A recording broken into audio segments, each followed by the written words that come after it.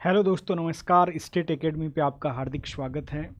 आज की क्लास में हम वैश्विक जो एसडीजी आपकी जो रिपोर्ट है 2025, यहाँ पे बड़े चेंजेज हुए हैं। भारत पहली बार टॉप 100 के अंदर आपका क्या है शामिल हुआ है। टॉप 100 में आपका भारत आ गया। रैंक आपकी सुधर के आपकी कौन सी हो गई, 99 हो गई है। तो यहाँ से प्रश्न बनना आपके स्वाभाविक है। प्रश्न क्या है, किस लेवल का बन सकता है, वो सारी चीज़ें मैं बताऊंगा। एसडीजी क्या होता है, कब आया था, आपके एसडीजी के बारे में क्या है, कितने टारगेट्स है, कितने आपके क्या है लक्ष्य है, वो सारी चीज़ों का हम डिस्कशन करेंगे। तो सबसे पहले आइए आपके यूट्यूब चैनल को सब्सक्राइब कर लीजिएगा, लाइक कीजिएगा और कमेंट बॉक्स में जाके कमेंट कीजिएगा। तो आपकी रिपोर्ट क्या है, रिपोर्ट के बारे में कि वैश्विक एसडीजी रिपोर्ट है। कौन सी है भाई, वैश्विक एसडीजी रिपोर्ट है। इसके बारे में इसको कौन जारी करता है, वो सारी चीज़ों का हम क्या डिस्कशन करने वाले हैं। इसको जारी करता आपका कौन है, यूएनएसडीएन है। कौन है भाई, यूएनएसडीएन है। इसकी शॉर्ट फॉर्म हो जाएगी यूएनएसडीएन है। यानी आपके क्या हो जाएगा, यूनाइटेड नेशन। क्या है भाई, United nation sustainable development solution network हो जाएगा। क्या हो जाएगा, यूनाइटेड नेशन आपका सस्टेनेबल डेवलपमेंट सॉल्यूशन नेटवर्क है, वो आपके इसके बारे में हो जाएगा। याद रखिएगा कौन जारी करता है। तो ये सारी चीज़ें आपको मालूम होना चाहिए कि United nation sustainable development solution आपका क्या है, नेटवर्क जारी करता है। हो सकता है एग्जामिनर आपसे क्वेश्चन में ये पूछ ले कि संस्करण कौन सा है, 11वां 12वां 13वां 25वां, ऐसे भी आ सकता है। तो याद रखिएगा कि इसका संस्करण कौन सा है, 10वां संस्करण है। कौन सा संस्करण है, आपके 10वां संस्करण है। याद रखिएगा इस रिपोर्ट में कितने देशों को रैंकिंग दी गई है, यह भी पूछा जाए तो रिपोर्ट में 167 देशों की सतत विकास लक्ष्यों की प्राप्ति के संदर्भ में आपकी क्या दी गई है, रैंकिंग दी गई है। यह भी पूछा जा सकता है। और पूछने में तो एक स्टेटमेंट ये भी आ सकता है कि जो आपके एसडीजी गोल्स हैं ये आपके 2030 तक ओनली 17% ही प्राप्त किए जाने की संभावना बताई है। ये एक चिंता का विषय है भारत के लिए भी और वैश्विक चिंता का विषय है। याद रखिएगा इस रिपोर्ट में बताया गया है कि वैश्विक स्तर पर सिर्फ 17% लक्ष्य ही 2030 तक आपके क्या है, हासिल होने की संभावना है। क्या है भाई, हासिल होने की संभावना है। याद रखिएगा सबसे पहले कौन जारी करता है, यूएनएसडी आपका एसएन यानी United nation sustainable development solution network, ये जारी करता है। 10वां संस्करण है। 167 देशों की रैंकिंग दी गई है। ओनली 2030 तक 17% आपके गोल है, उसी को हम प्राप्त कर सकते हैं। ये सारी चीजें हैं। अब आगे टॉप 3 देश कौन से हैं, ये भी पूछा जा सकता है। फिर आपका टॉप में देखो, फिनलैंड आपके क्या है, टॉप पे है। दूसरा डेनमार्क है और तीसरा आपके क्या है, स्वीडन है। यानी आपके टॉप 20 में आपके क्या है, 17-18 देश कौन से हैं, वो सारे के सारे यूरोपीय कंट्री है। क्या है, यूरोपीय। और ये तो यूरोप के अंदर डेनमार्क, स्वीडन और फिनलैंड, ये तो आपके क्या स्कैंडिनेवियन आपके देश होते हैं, वो देश इसके अंतर्गत हैं। तो शीर्ष के अंदर आपका फिनलैंड है, दूसरे नंबर पे आपका क्या डेनमार्क है और तीसरे नंबर पे आपके क्या है, स्वीडन है। क्या है, स्वीडन है। याद रखिएगा अंतिम देश आपका कौन सा है, 167 पे आपका दक्षिणी सूडान है। कौन सा है, दक्षिणी सूडान है। याद रखिएगा। और उसके बाद आपका कौन सा है, आपका सेंट्रल अफ्रीकी गणराज्य। तो अंतिम देश आपका कौन सा, दक्षिणी सूडान है, इसको भी याद रखिएगा। टॉप पे आपका कौन है, फिनलैंड है। दूसरे पे आपका डेनमार्क है और तीसरा आपका स्वीडन है। और आपके बॉटम में कौन है, तो बॉटम में साउथ सूडान है। और साउथ सूडान के बाद आपका सेंट्रल अफ्रीकी गणराज्य। दोनों के दोनों आपके अफ्रीका के क्या है, ये आपके अफ्रीका महाद्वीप के देश हैं। फिर आपके भारत की स्थिति क्या है, भारत की स्थिति के बारे में स्टेटमेंट आ सकता है। तो भारत की स्थिति क्या, भारत पहली बार वैश्विक एसडीजी रिपोर्ट 2025 में टॉप 100 में आपका क्या हुआ है, शामिल हुआ है। आपसे ये स्टेटमेंट ही आ सकता है कि आपके क्या है, भारत केवल दूसरी बार, ये भी आ सकता है। यहां पे चेंज हो सकता है, भारत केवल एक बार, तो ये भी स्टेटमेंट राइट है। केवल 2 बार, तो स्टेटमेंट आपका रॉन्ग हो जाएगा। तो भारत पहली बार वैश्विक एसडीजी रिपोर्ट में टॉप 100 के अंदर आया। और भारत की रैंक कौन सी है, ये रैंक आपसे पूछी जा सकती है। याद रखिएगा रैंक आपकी 99 है। कौन सी है, 167 देशों में हम कौन से स्थान पे, 99 पे है। भारत का स्कोर पूछे तो भारत का स्कोर कितना है, 67 है।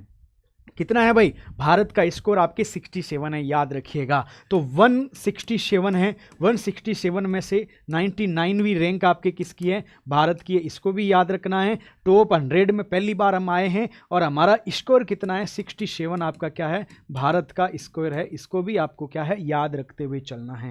आगे चलते हैं। भारत के जो पड़ोसी देश हैं, इन पड़ोसी देशों की स्थिति, इनका प्रदर्शन कैसा है। हो सकता है एग्जामिनर थोड़ा सा फंसाने के लिए तुलनात्मक क्वेश्चन पूछ सकता है। है, क्योंकि आजकल आरपीएससी अपने पैटर्न की वजह से चर्चा में है। पैटर्न ऐसा है क्योंकि यूपीएससी पैटर्न की तरफ जा रही है, तो अभी ये संक्रमण काल चल रहा है। इस संक्रमण काल में क्या चीज़ें कुछ ऐसी होती है कि बच्चों को समझ में नहीं आता ये क्या पूछा जा रहा है, तो आपको क्या उसके प्रिपरेशन को इसी प्रकार से करना है कि आप उसमें सटीक बैठ जाएं।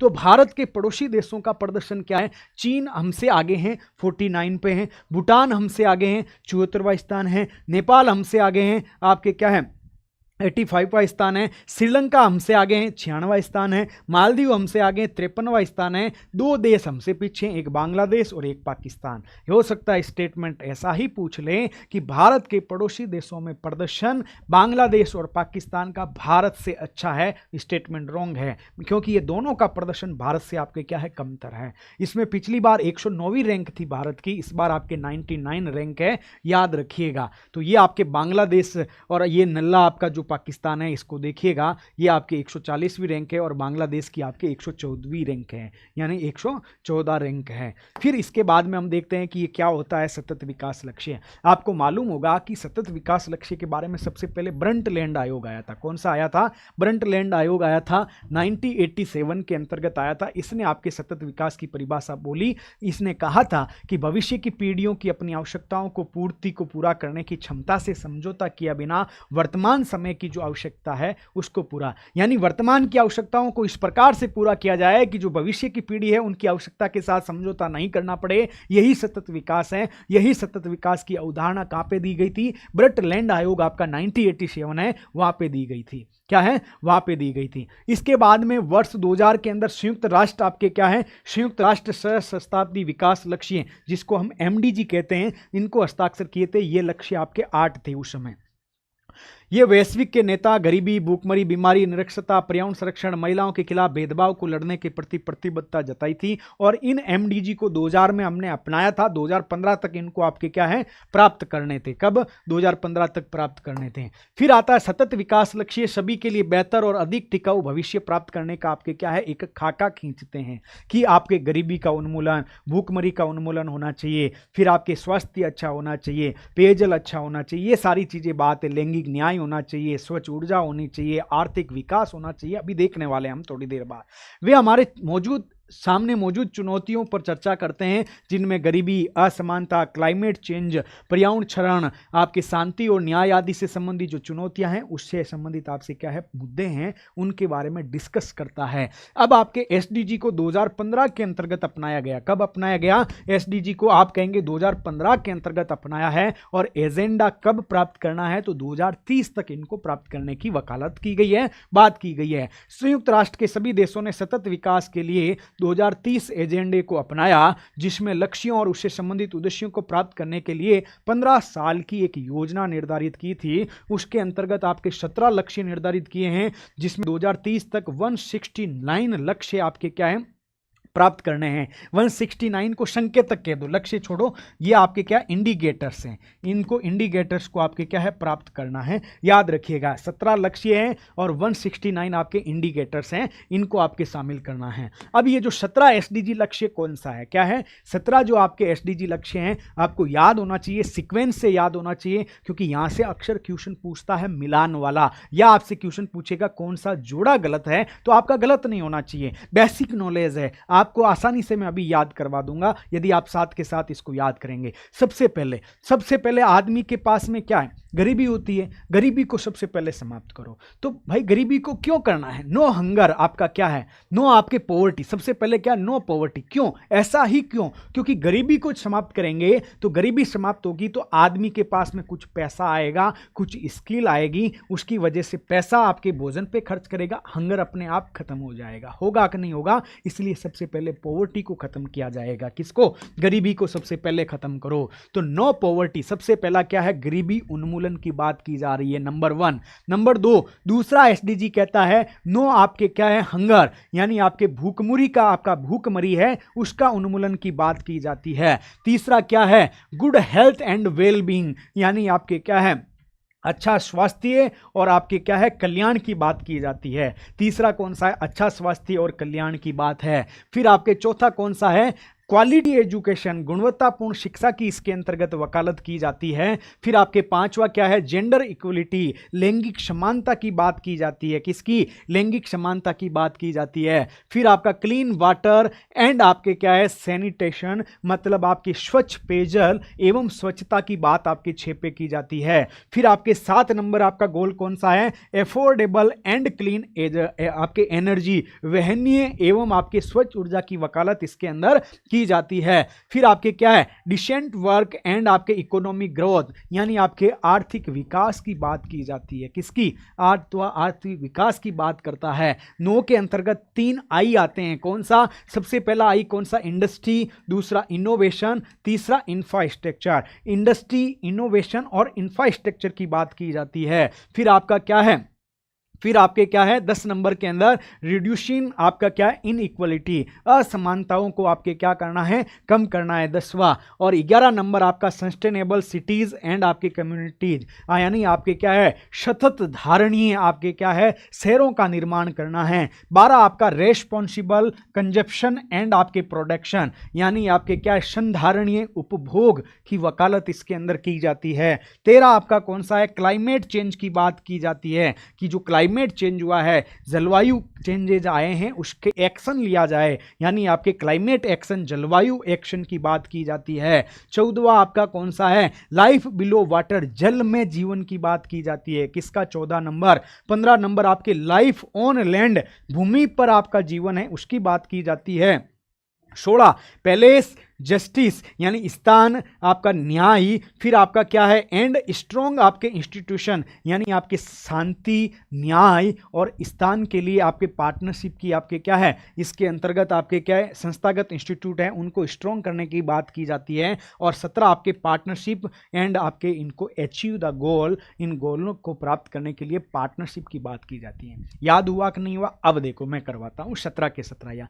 सबसे पहला आपको किसको समाप्त करना है, आप कहेंगे गरीबी को समाप्त करना। एसडीजी 1 आपके गरीबी उन्मूलन की बात है। जब गरीबी का उन्मूलन होगा तो एसडीजी 2 आएगा, नो हंगर, इसका मतलब भूखमरी का उन्मूलन होगा। तीसरा आपका क्या आएगा, आप कहेंगे तीसरा आएगा आपके जो स्वास्थ्य है और कल्याण की बात की जाएगी, गुड आपका क्या है, गुड हेल्थ, यानी अच्छा स्वास्थ्य और आपके कल्याण की बात होगी। चौथा आपका क्वालिटी एजुकेशन, यानी गुणवत्तापूर्ण शिक्षा की बात होगी। पांचवा आपका क्या है, आप कहेंगे जेंडर आपके क्या है, इक्वलिटी की बात, लैंगिक समानता की बात होगी। छठा आपका किसका होगा, तो सबसे पहला गरीबी को हटाओ, गरीबी उन्मूलन। दूसरा, गरीबी हटी तो खाना अच्छा खाएंगे तो भूखमरी हट जाएगी। जब खाना अच्छा खाएंगे तो चेकअप करवाएंगे तो तीसरा कल्याण हो जाएगा, स्वास्थ्य अच्छा हो जाएगा। जब कल्याण अच्छा हो गया फिर कहते हैं कि बच्चे को पढ़ाने भेजो यार, अच्छी एजुकेशन दिलवाओ तो गुणवत्तापूर्ण शिक्षा आ जाएगी। जब गुणवत्तापूर्ण अधिक किसी परिवार में शिक्षा आ जाती है, उस परिवार में महिला और पुरुष के साथ भेदभाव नहीं होता है,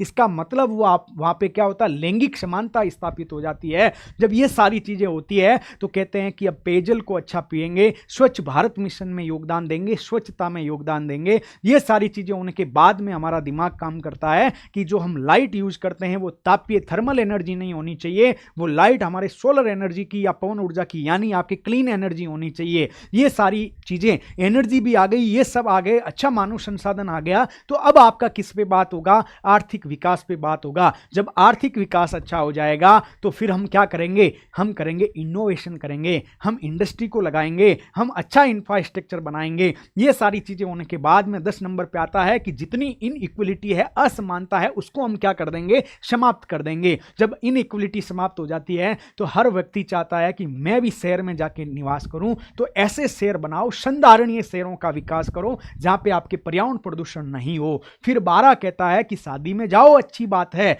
लेकिन शहर में चले गए, शहर में जाने के बाद शादी का जो कल्चर है वो आपके खड़े खड़े खाने खाते हो। जब खड़े खाना खाओगे तो आप क्या एक साथ कुछ ज्यादा लेके आ जाते हो, उसका संधारणीय उपभोग नहीं करते हो, आप ज्यादा जूठा छोड़ देते हो। तो 12 कहता है कि शहर में आए तो शहर के कल्चर को तो अपनाया अच्छी बात है, लेकिन गांव वाला कल्चर को बैठ के खाना खाओ और आपके क्या है, संधारणीय उपयोग करो, उपभोग करो। फिर आपके क्या है, जलवायु परिवर्तन बहुत ज़्यादा चर्चा में है, तो जलवायु परिवर्तन पर एक्शन लो। 13 कहता है, 14 कहता है कि जल के अंदर जो जीवन है उसका संरक्षण करो। 15 कहता है कि जो भूमि के ऊपर जीवन है उसका संरक्षण करो। 16 कहता है कि शांति न्याय की स्थापना के लिए संस्थागत विकास करो। और 17 कहता है कि अकेला कुछ नहीं कर सकता है, सब देशों को साथ आना चाहिए, सब राज्यों को साथ आना चाहिए, सब पॉपुलेशन को साथ आना चाहिए, तब जाके आपके 17 आपके लक्ष्य 169 इंडिकेटर से इनको हम प्राप्त कर सकते हैं, वरना इनको प्राप्त नहीं किया जा सकता है। तो ये सारी चीजें आपके क्या है,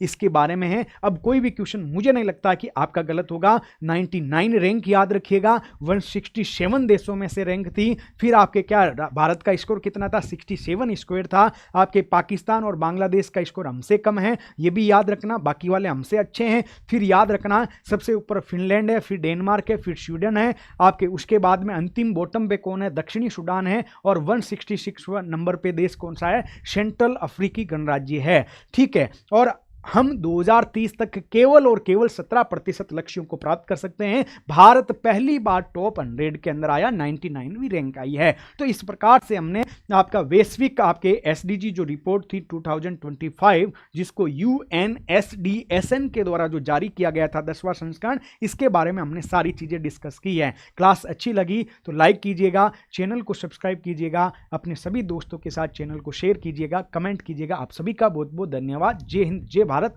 मिलते हैं नई क्लास के अंदर नई ऊर्जा के साथ। जय हिंद जय भारत।